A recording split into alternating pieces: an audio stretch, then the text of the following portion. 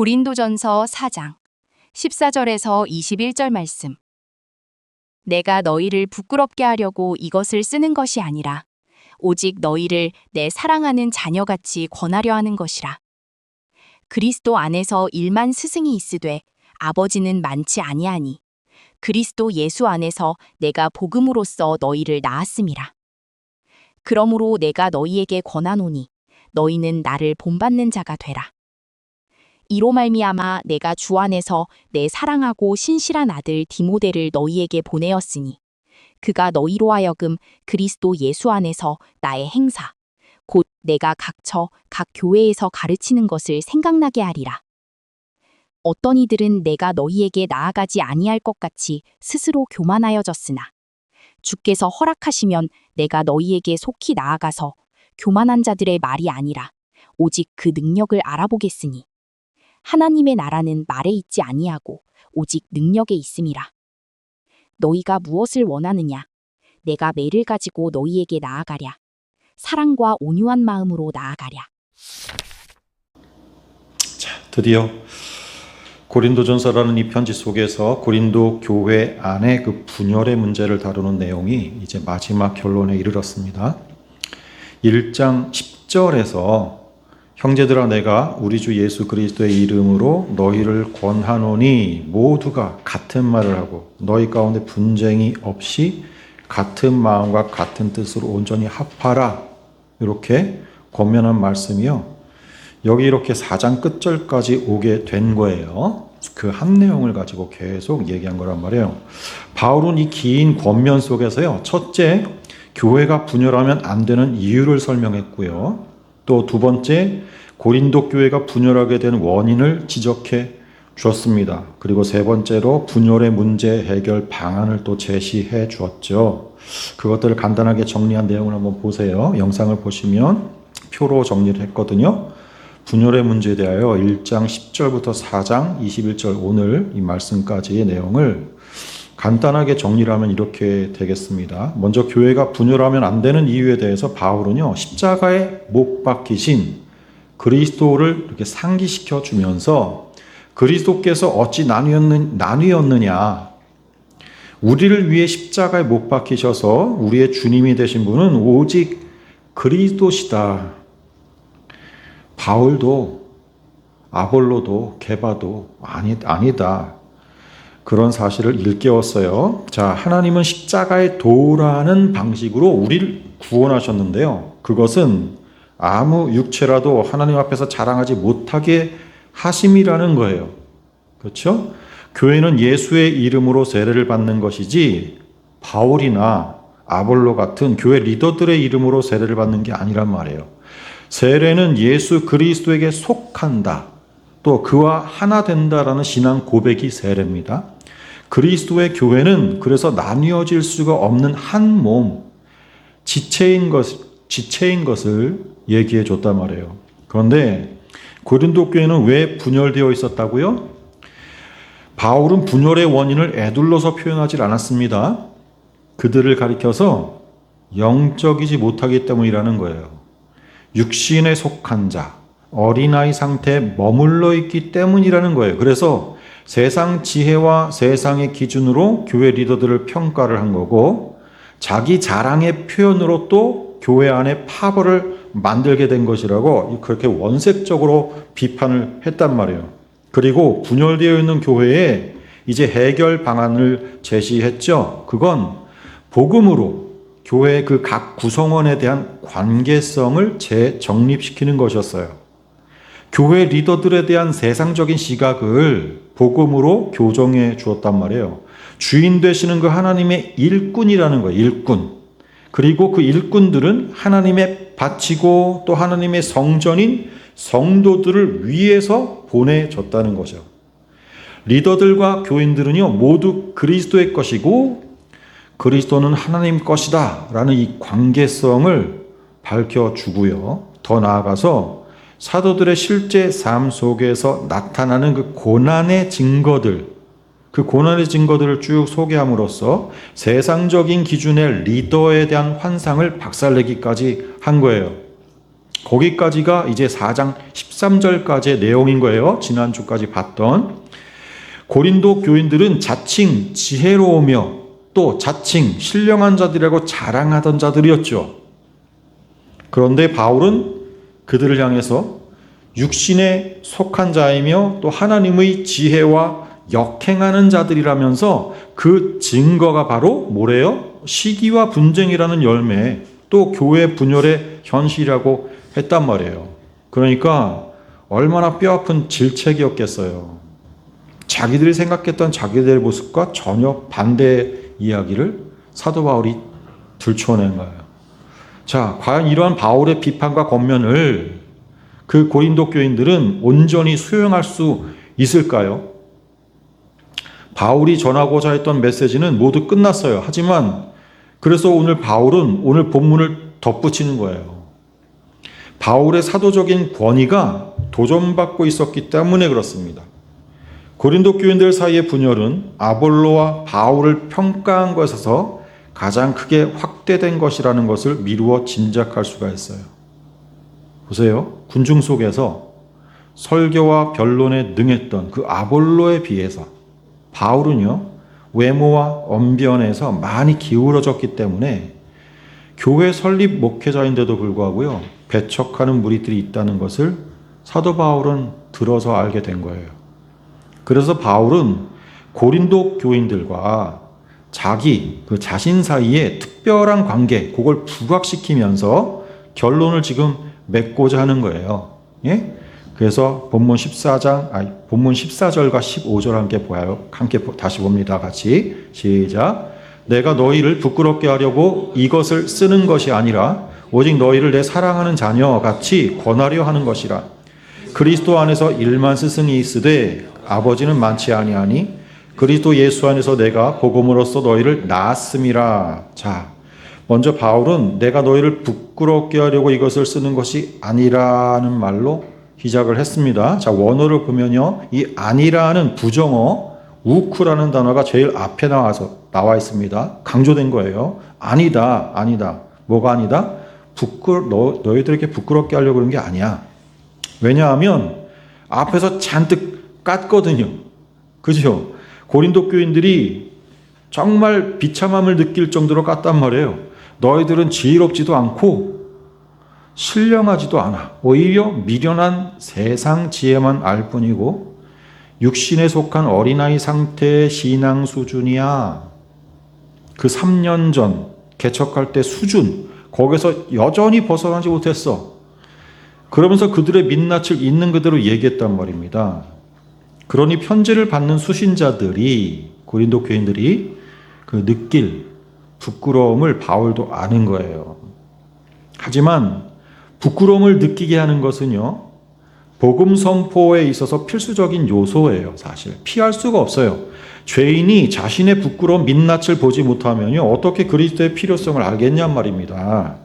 그래서 항상 복음은 어둠 속에 가려져 있던 우리의 죄, 나의 죄를 비추어 가지고 들추어내서 그 치부를 확인하게 한단 말이에요.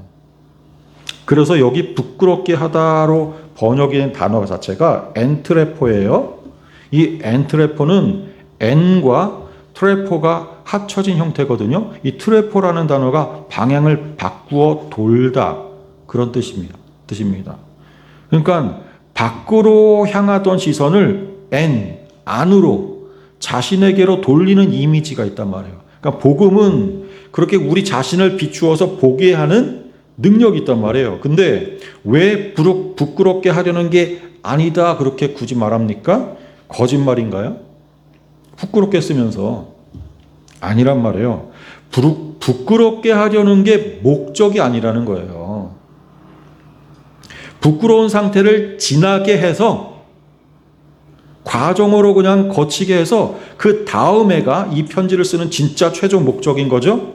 오직 너희를 내 사랑하는 자녀같이 권하려 하는 것이라. 부끄럽게 하려는 건 진짜 목적이 아니고, 물론 너희들이 지금 부끄러움을 당하게 됐지만 내 진짜 목적은 내 사랑하는 자녀같이 권하려 하는 것이라. 자녀에게는 못할 말이 없거든요. 숨기지 않고 애둘러서 표현하지 않아도 되거든요. 그만큼 자식과 아버지 사이는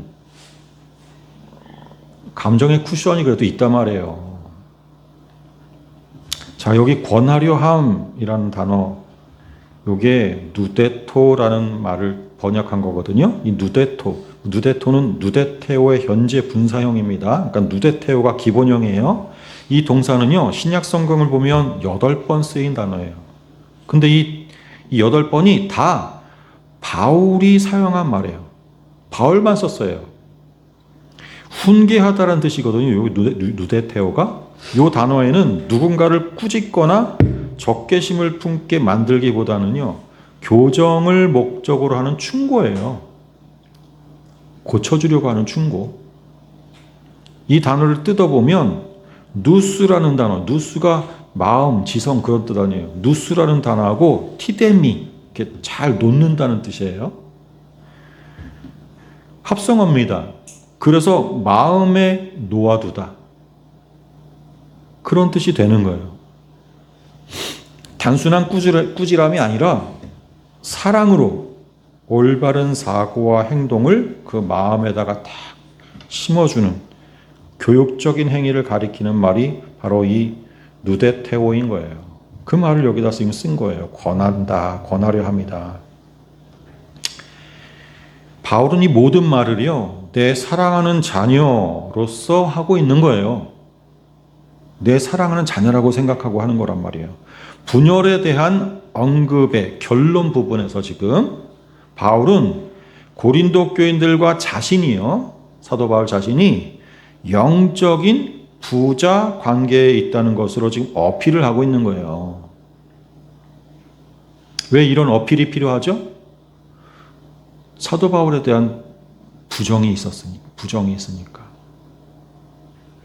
15절 말씀은 이러한 의도, 이렇게 어필하는 의도를 분명하게 굳혀줍니다. 15절 말씀, 그리스도 안에서 일만 스승이 있으되 아버지는 많지 아니하다.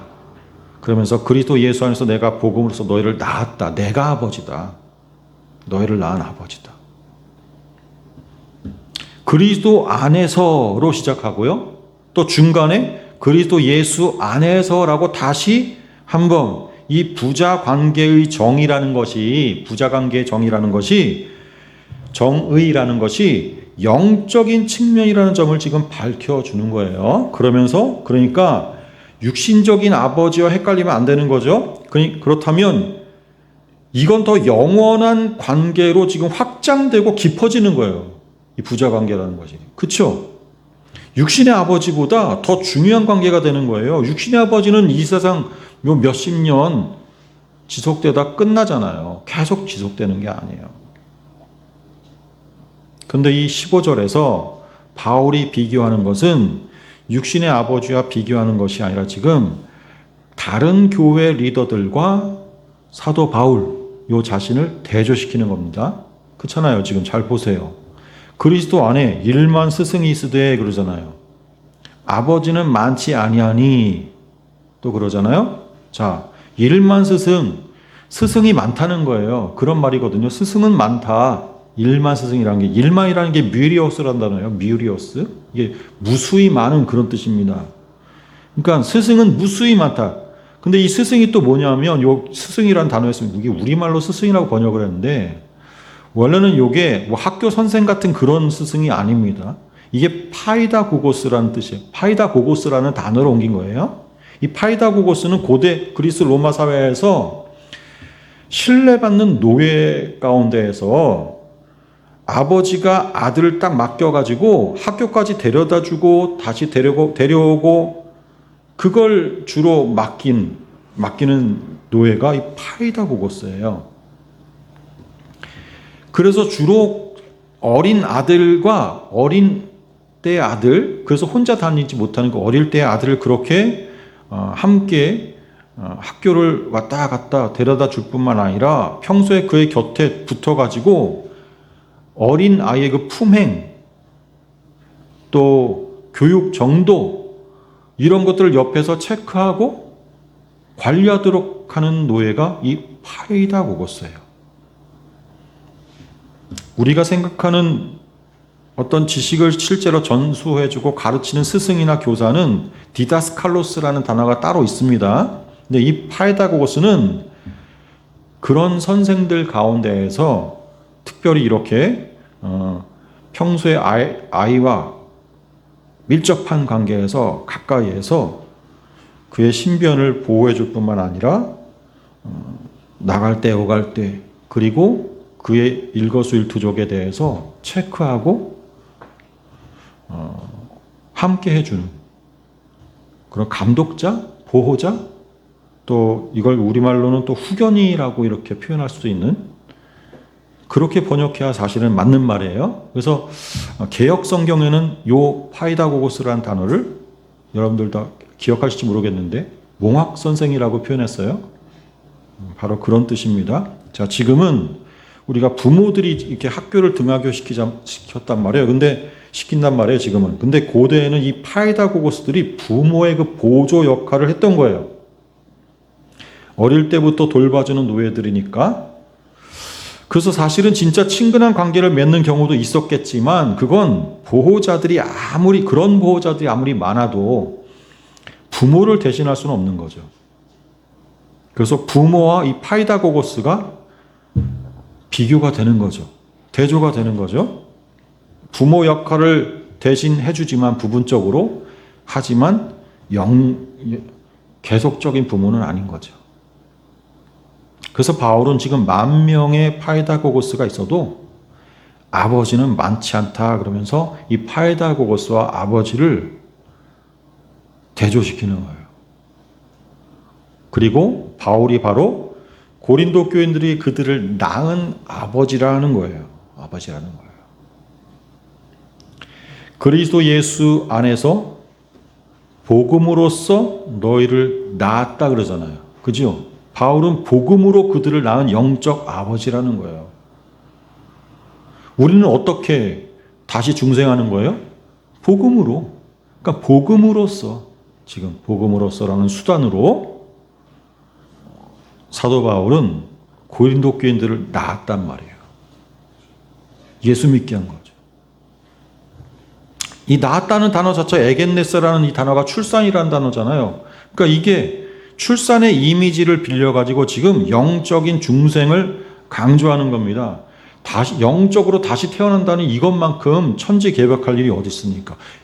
우리의 인생 전체 가운데서 가장 중요한 터닝 포인트잖아요. 아니, 사실은 하나님 나라의 백성으로서 출발이죠. 출발점. 출산은 죽음의 고통을 동반하는 말입니다. 그러니까 출산이라는 단어 자체 속에 고통이라는 말이 동반되어 있어요.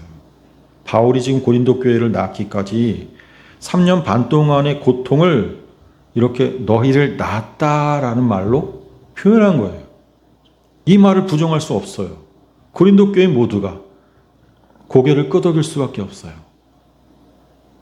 그 3년 전에 그 긴 시간 동안 우리들 속에서 함께 울고 웃으며 함께 고통하며 우리를 낳은 우리 영적 아버지인 바울을 부정할 수 없단 말입니다.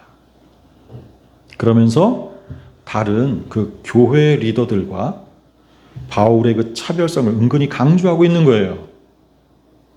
왜요? 지금까지 했던 수많은, 심지어는 고린도 교인들의 마음을 후벼 파는 그런 말까지 앞에서 쭉 해놨기 때문에 그걸 받아들일지 안 받아들일지, 하지만 이 말로써 자신이 지금까지 해왔던 그 모든 말들에 대한 권위를 갖게 만드는 거죠. 그리고 당당하게 16절로 이어지는 거예요. 16절이 뭐예요? 그러므로 내가 너희에게 권하노니 너희는 나를 본받는 자가 되라.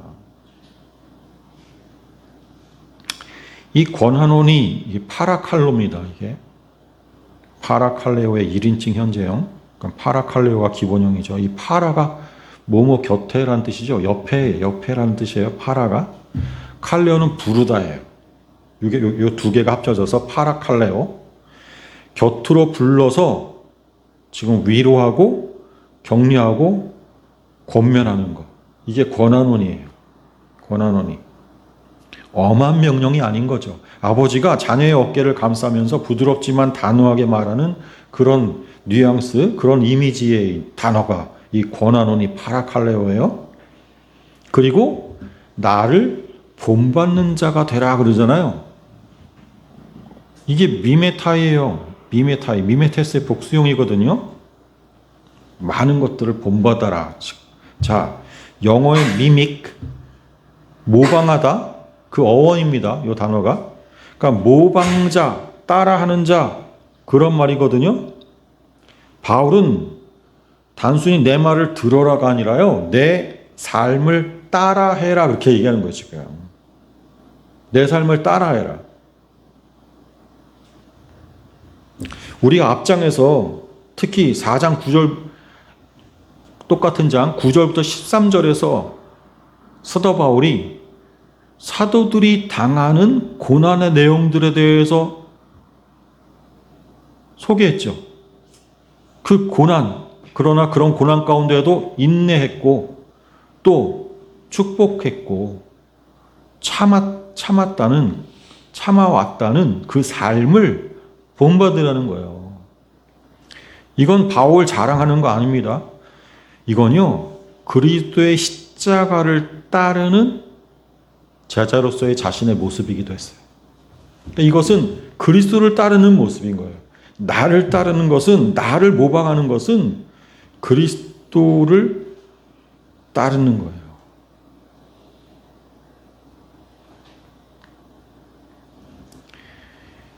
자기 자랑이 아니란 말이에요. 그래서 이건. 그리고 사도 바울이 그런 숱한 고난의 삶을 살았던 것은 사도 바울의 선택이 아니잖아요. 그렇죠? 하나님께서 그에게 주신 길이었단 말이에요. 근데 사도 바울은 그걸 잘 믿음으로 이겨냈고 믿음으로 살았어요. 왜요? 그러한 십자가의 삶이 바로 예수 그리스도의 삶이었기 때문에, 그걸 너무나 잘 알기 때문에.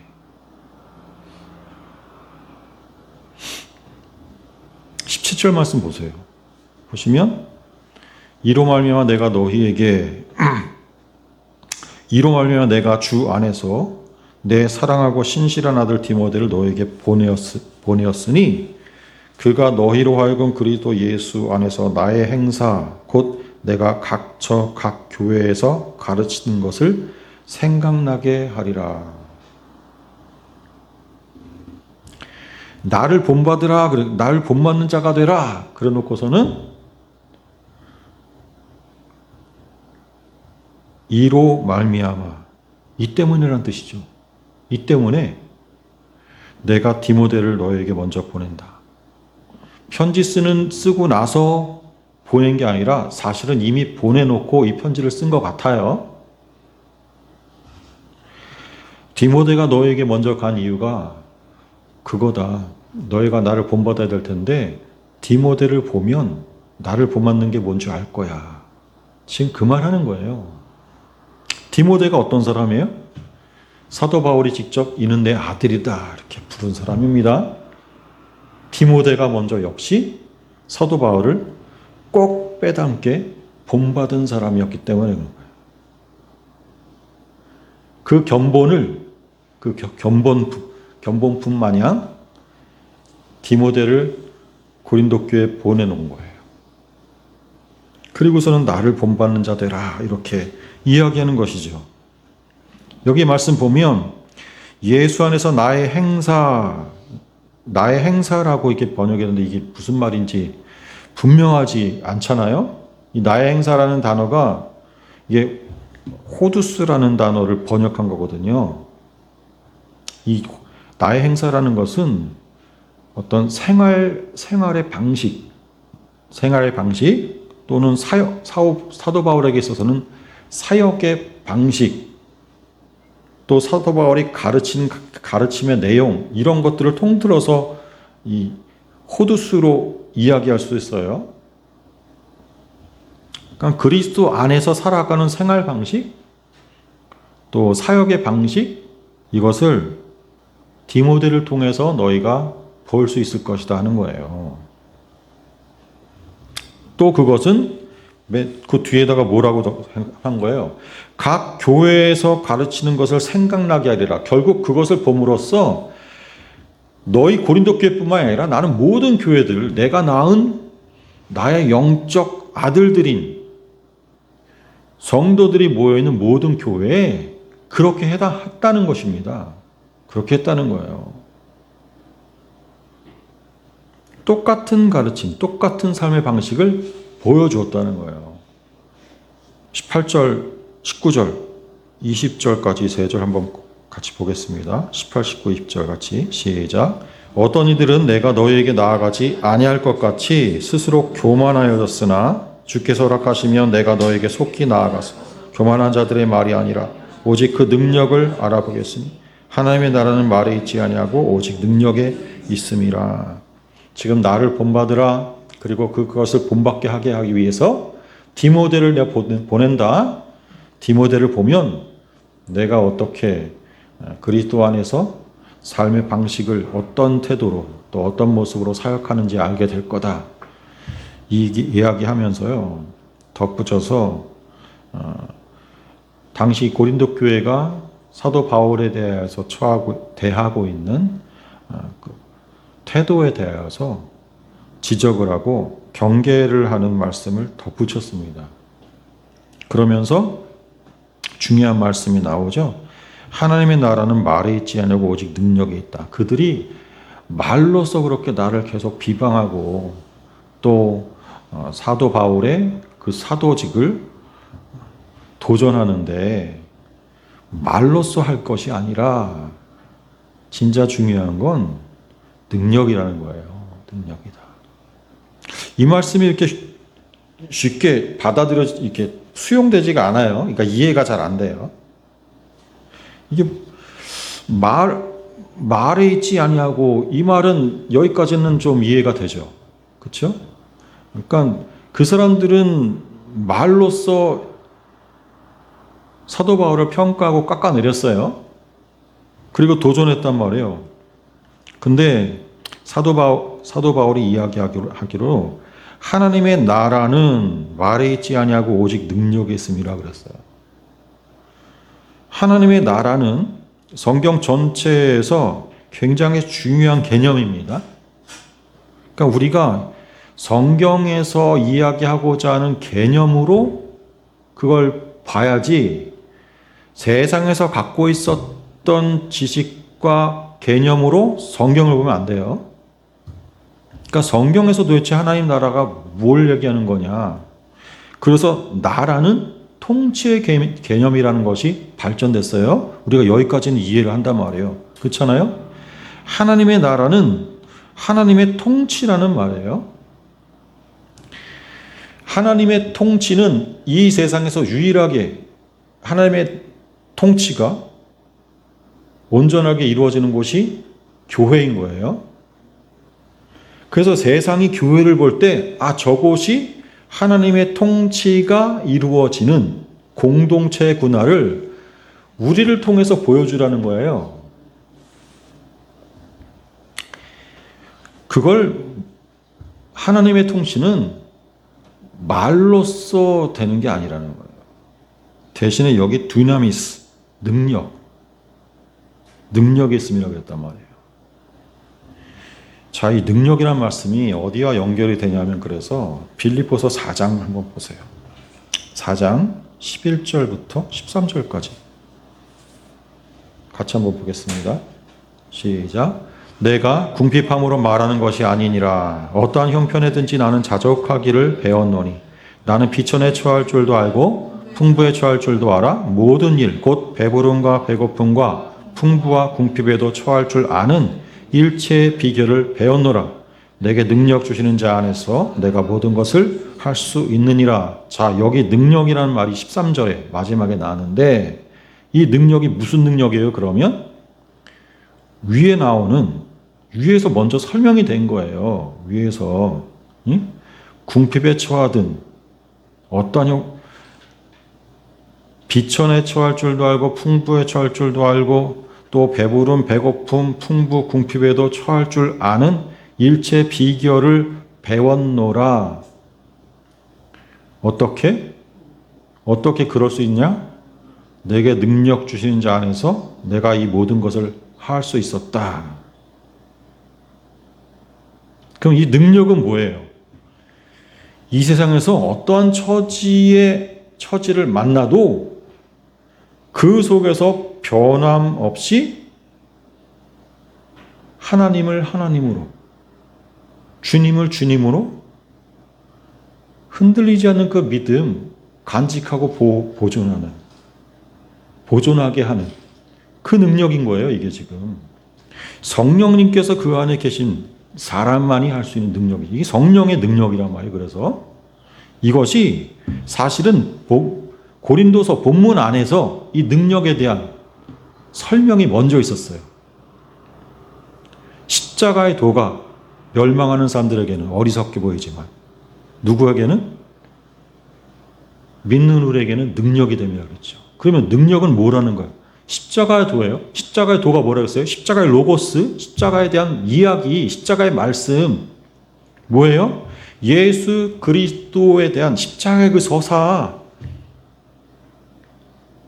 예수 그리스도께서 이 땅 가운데서 보여주신 그 고난의, 십자가를 지신 그 고난의 모습, 고난의 이야기. 그것이 우리에게 능력이다. 그래서 사도 바울에게서도 똑같은 그 고난의 역사가 앞에서 우리가 4장 6절부터 13절까지 해서 지난 시간에 보았던 반복됐잖아요. 그치요? 그것은 뭐예요 다? 우리 모든 그리스도인들에게 또다시 반복될 예수 그리스도의 그 실체화, 예수도의 그 십자가의 실체화, 그거 아닙니까? 그것을 감당하게 하는, 그게 바로 성령의 능력이에요. 여기서 말하는 능력이에요. 그러면 그 능력이 있는가 없는가는 뭘로 가늠되는 거예요? 어떻게? 그들이 말은 그렇게 하는데 그들의 삶 가운데에서 십자가의 그 고난의 모습이 있는가 없는가, 그것으로 확인해 보겠다는 거예요. 그건 과거 루터가 종교개혁을 하기 직전까지 로마서의 말씀을 통해서 오직 의인은 믿음으로 말미암아 구원을 얻는다는 그 말씀을 깨닫기 이전까지 루터 역시 다른 많은 당시의 종교인들처럼 스스로 고난에 처하면서 스스로 그 고난을 극복해 나아가면서 하나님을 만나보겠다고 애를 썼었어요. 그러니까 하나님을 믿는다는 것, 신앙생활을 한다는 것, 또는 경건에 이른다는 것을 내가 열심히 스스로 고난을 자처하여 고난의 이벤트들을 만들어가며 그것을 극복하고 넘어가는 그 과정을 통해서 자기가 업그레이드되는 기분을 느끼는 거예요. 그리고 신앙적으로 성숙해 가고 있다고 스스로를 점수 매기는 거예요. 종교의 삶이죠. 종교의 삶. 여러분, 여기서 말하는 능력은 그런 거 아닙니다. 내가 선택한 고난의 자리가 아니라 나도 모르는 사이에 하나님께서 이끌고 가시는 그 고난의 자리들이었단 말이에요. 하나님이 이끌어 가시는 게 분명해요. 그래서 우리가 지난 시간에 그랬잖아요. 하나님께서 우리를 마치 죽일 자로 작정한 것처럼 우리를 끄트머리에다가, 그리고 세상과 천사와 또 세상 사람들 가운데에도 구경거리가 되게 했다 그랬잖아요. 하나님이 우리를 그렇게 고난의 자리로 이끌어 간단 말이에요. 그런데 그러면 그럴수록 그 안에서 더욱더 그리스도를 의지하게 되는, 십자가를 붙들게 되는 이 능력, 내 안에서 그렇게 용서 숨치는 이 성령의 그 능력, 그걸 말하는 거란 말이에요.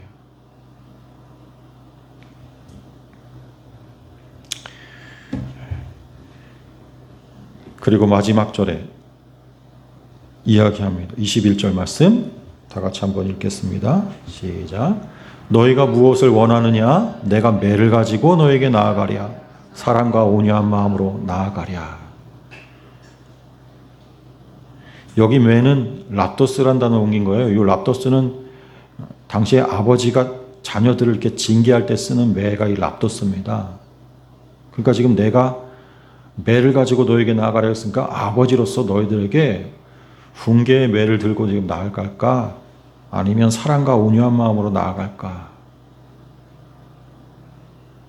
뭘 원하니? 이렇게 이야기하는 거예요. 선택하라는 거죠.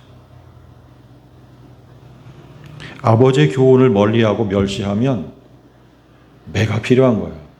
하지만 권할 때 순정함으로 돌이키면 사랑과 온유로 끌어안아 줄 수 있는 거죠. 지금 고린도 교인들이 이러한 사도 바울의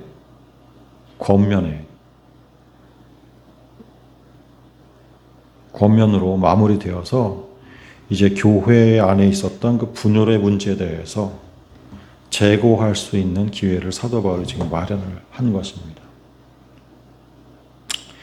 우린 지금까지 1장부터 4장까지의 말씀에서 고린도 교회 안에 있는 분열의 모습을 통해서 우리가 하나님 안에서 지금 이 땅 가운데 있는 교회들 가운데도 만연되어 있는 이 분열의 모습을 어떻게 바라봐야 될 것인지에 대해서 함께 볼 수가 있었습니다. 사도 바울은 이제 고린도 교회 분열의 문제에 대한 이야기를 4장까지 해서 끝내고 있고, 여기서 끝나는 것이 아니라 교회 안에 있었던 또 다른 문제들에 대해서 하나하나 또 열거하면서 그 문제들을 함께 또 고민하도록 만들어주고 있습니다. 고린도 교회는요, 이 세상에 있는 모든 교회들이 안고 있는 교회 안에 중요한 문제들에 대해서 우리들에게 생각할 거리를 지금 제공합니다. 하나님의 말씀을 볼 때 고린도 교회 안에 있었던 문제 이것건이 천만에요. 그런 거 아니죠? 내 안에 있는 문제입니다. 내 안에 있는 문제. 남의 얘기로 들으면 성경을 성경으로 보는 게 아닙니다. 하나님의 말씀은 우리 모두에게 주시는 말씀이고, 성경에 있는 그 어느 무엇도 내 안에서 일어나지 않는 일이 없습니다. 여러분, 말씀 보실 때마다 여러분들 안에서 사도 바울의 이 권면이 하나님의 권면으로 나에게 다가와서 중요한 신앙적인 결단을 할 수 있는 귀한 말씀이 됐으면 좋겠습니다. 같이 기도하겠습니다.